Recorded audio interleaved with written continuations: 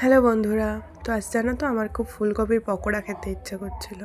তো সেই মতো আমি ফুলকপি কেটে নিয়েছি। এবারে আমি পরিমাণ মতো বেসন দিয়ে দিলাম একটা পাত্রে। আমার ওই 4 চামচ মতো বেসন লেগেছিল।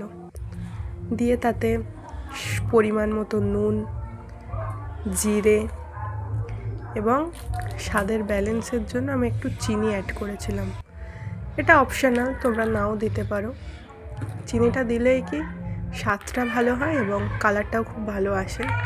তারপরে আমি দিলাম লঙ্কার গুঁড়ো এবং তারপরে দিয়েছিলাম মিট মশলা দিয়ে স্বাদটা খুবই দারুণ আসে।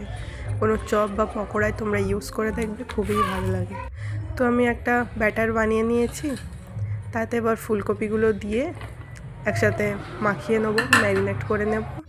নিয়ে আমি 30 মিনিটের জন্য ফ্রিজে এটাকে রেস্টে রেখেছিলাম। এটা খুব রাখলে খুবই ভালো। তারপর আমি একে একে সবগুলো ভেজে নিয়েছি। তোমরা দেখতেই পাচ্ছ কড়াই তেল গরম হয়ে গিয়েছে। আমি একটা প্রথমে দিয়ে দেখছিলাম, তারপর একে একে সবগুলো কড়াই দিয়ে দিয়েছি। তো এটা তারে ভাজা হতে থাক। আর ভীষণ মুচমুচে হয়েছিল কিন্তু। তো সসের সাথে আমি দিয়ে দিলাম। তো আজকের মতো এই পর্যন্ত, টাটা বাই।